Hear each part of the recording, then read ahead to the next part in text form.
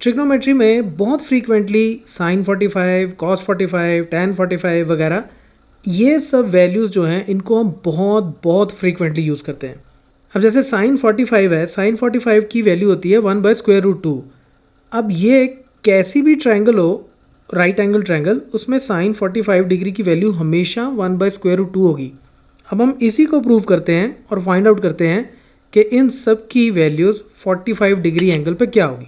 देखो, मैं 45 degree angle के बारे में बात कर रहा हूँ और डेफिनेटली मुझे साइन कॉस टैन वगैरह निकालने हैं, तो मैं एक राइट एंगल ट्रायंगल की बात कर रहा हूँ। तो ये मान लो यहाँ पे ये बी वर्टेक्स के ऊपर ये 90 डिग्री का एंगल है, ठीक है। तो ये राइट एंगल हो गया। इस वर्टेक्स को मैं ए बोल देता हूँ, इसको बी और इसको सी। अब मान लो मुझे ये जो एंगल है, ये जो एंगल ए है, ये मुझे गिवन है कि ये 45 डिग्री है, ठीक है।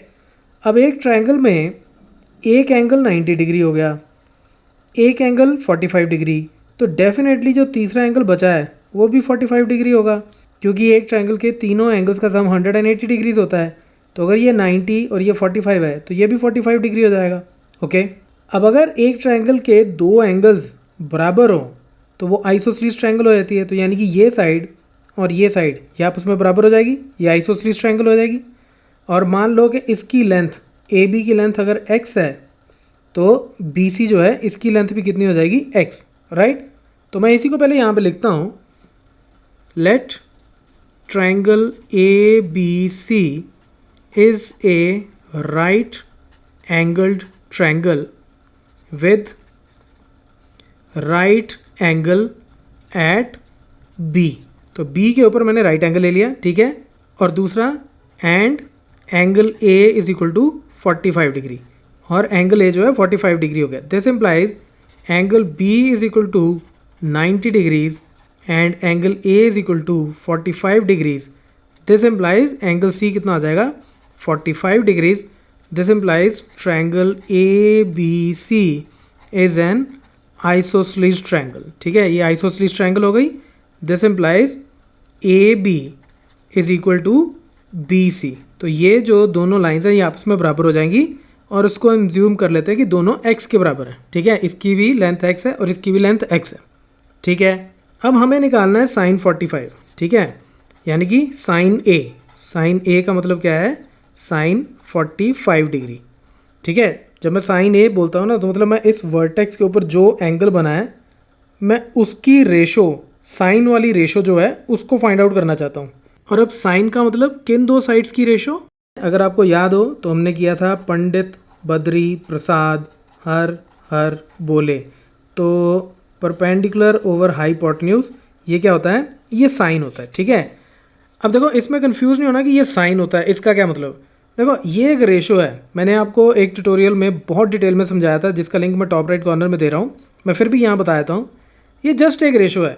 परपेंडिकुलर और हाइपोटेन्यूज की आपस में क्या रेशो है, इसकी लेंथ कितनी है डिवाइडेड बाय इसकी लेंथ। तो वो जो रेशो आएगी उस रेशो को हमने एक नाम दे दिया, और वो नाम क्या दिया हुआ है हमने, साइन।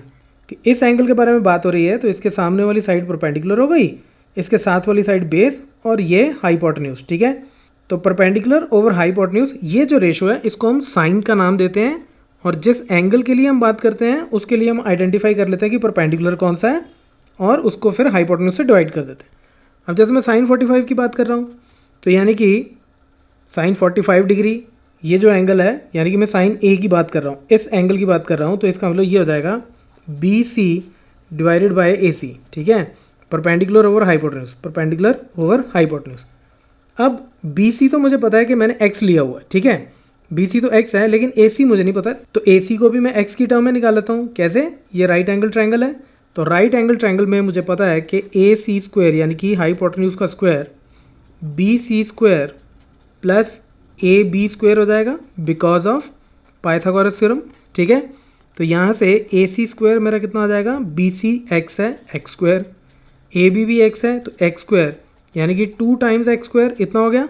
तो यहाँ से मेरा ए सी स्क्वायर कितना आ जाएगा, 2x स्क्वायर, विच एम्प्लाइज ए सी कितना आ जाएगा, square root of 2x square which is equal to square root 2 into x. तो इतना आ गया ए सी। तो ए सी को भी मैं यहाँ पे लिख लेता हूँ, ये आ गया स्क्वायर रूट 2x।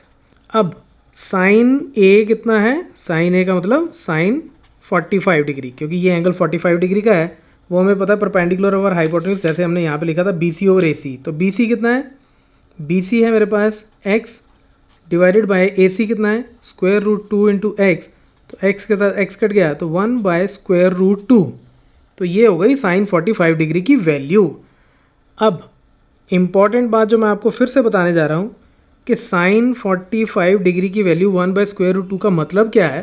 देखो इसका मतलब ये है कि चाहे मेरे पास आइसोस्ट्रीट्स ट्रायंगल ये इतनी सी हो, चाहे आइसोस्ट्रीट्स ट्रायंगल मेरे पास ऐसी इतनी बड़ी ट्रायंगल हो, ये साइड इसके बराबर, ये साइड इसके बराबर, ये एंगल 45, ये एंगल 45, तो कितनी भी छोटी बड़ी कैसी भी ट्रायंगल हो, अगर राइट एंगल ट्रायंगल अगर उसका एक एंगल ये एंगल 45 डिग्री है, तो उसके लिए साइन 45 की वैल्यू हमेशा 1 बाय स्क्वायर रूट 2 होगी। इसका मतलब ये है कि उसके परपेंडिकुलर और उसके हाइपोटेन्यूज की रेशो, उसके परपेंडिकुलर और उसके हाइपोटेन्यूज की रेशो हमेशा 1 बाय स्क्वायर रूट 2 होगी। हो सकता है कि ये जो लेंथ है ये है 4, ठीक है, ये 4 है, तो ये फिर हो जाएगी 4 इंटू स्क्वायर रूट 2। तो जब 4 को 4 इंटू स्क्वायर रूट 2 से डिवाइड करोगे, यानी कि परपेंडिकुलर ओवर हाइपोटेन्यूज निकालोगे, तो ये कितना आ जाएगा 1 बाय स्क्वायर रूट 2। तो इसलिए sine 45 degree is always 1 by square root 2, यानी कि इन दोनों साइड्स की ratio is always 1 by square root 2। Okay, अब सिमिलरली हम कॉस निकाल लेते हैं। अब कॉस 45 डिग्री कितना आ जाएगा, वो होता है बेस ओवर हाइपोटेन्यूज, ठीक है। और याद रखने के लिए मैंने आपको ये पहले ही बता रखा है, तो ये हो गया बेस ओवर हाइपोटेन्यूज, ये होता है कॉस, ये होता है साइन, फिर आता है कॉस और फिर आ जाता है टैन, ठीक है। तो बेस भी हमारा x ही है, hypotenuse square root 2 into x, तो ये भी होगा 1 बाय स्क्वायर रूट 2, यानी कि साइन है साइन 45 और कॉस 45 इसकी वैल्यू बराबर होती है। अब हम निकाल लेते हैं टैन। तो टैन 45 डिग्रीज क्या होता है, परपेंडिकुलर ओवर बेस। तो परपेंडिकुलर कितना है मैं आपको क्विकली कर देता हूँ, वो है बी सी, बेस कितना है ए बी, तो ये कितना हो जाएगा x ओवर x, ये भी x ये भी x, यानी कि 1।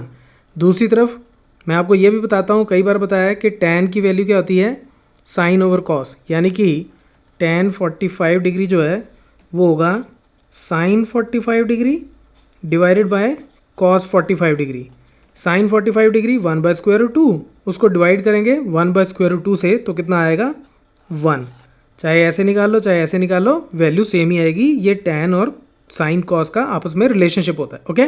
और लास्ट में बहुत सिंपल है, ये कोसिकेंट, सीकेंट और कोटेंजेंट। देखो पहले यहाँ मैं लिख लेता हूँ कोसिकेंट। कोसिकेंट क्या होता है, कोसिकेंट 45 डिग्री, ये हो जाएगा 1 ओवर साइन 45 डिग्री, ठीक है।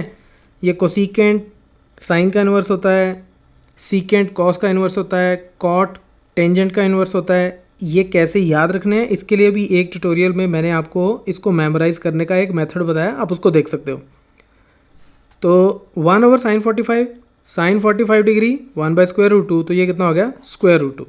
इसी तरह से सीकेंट 45, ये मैंने अभी बताया, ये कॉस का उल्टा हो जाता है, तो कॉस 45 डिग्री का इन्वर्स, तो वो भी कितना था 1 बाय स्क्वायर रूट 2, तो ये भी हो जाएगा स्क्वायर रूट 2। और उसके बाद क्या निकालना है आपको, कोटेंजेंट 45 डिग्री। अब कोटेंजेंट जो है वो क्या होता है 1 ओवर tan 45 डिग्रीज। तो अब tan का उल्टा कर लो, tan पहले ही कितना था, tan था 1, तो 1 का इन्वर्स करोगे तो वो 1 ही रह जाएगा। So this is your answer, right. So आपको बात समझ में आई, मैं क्या बताना चाहता था कि 45 डिग्री एक एंगल, किसी एक राइट एंगल ट्रायंगल का मतलब ये है कि हम एक आइसोसेलेस ट्रायंगल की बात कर रहे हैं। उस आइसोसेलेस ट्रायंगल में ये लेंथ कितनी भी छोटी बड़ी हो वो इसके बराबर ही होगी, ये दोनों आपस में हमेशा बराबर होंगी, ठीक है। तो इसको x मानो, इसको x मानो, तो ये हमेशा स्क्वायर रूट 2x ही निकलेगी। ये x कुछ भी हो सकता है, कोई भी एक पॉजिटिव नंबर हो सकता है, ठीक है। तो इनकी जब आप रेशोज़ निकालोगे, this divided by this, this divided by this, तो दिस डिवाइडेड बाय दिस जो है इसको हम साइन बोलते हैं, इसको जब इससे डिवाइड करते हैं तो उसको हम कॉस बोलते हैं। और जो यहाँ पे एंगल हो वो एंगल हम साथ में यूज़ कर लेते हैं कि साइन ए का मतलब मैं साइन 45 डिग्री निकाल रहा हूँ, कि जब ट्रायंगल में ये एंगल 45 डिग्री का होगा तो हमेशा परपेंडिकुलर और हाइपोटेन्यूज की रेशो हमेशा 1 बाय स्क्वायर रूट 2 ही होगी। और ये सारी रेशोज़ जो हैं ये फिक्स्ड होती हैं। ये कभी भी ऐसा नहीं होता कि ट्रायंगल चेंज करने से सेम एंगल की ये वैल्यूज़ जो हैं वो डिफरेंट हो जाएगी, ऐसा नहीं होता, ये हमेशा सेम रहती हैं, right. So that's it from this tutorial, keep watching मैथमाफिया।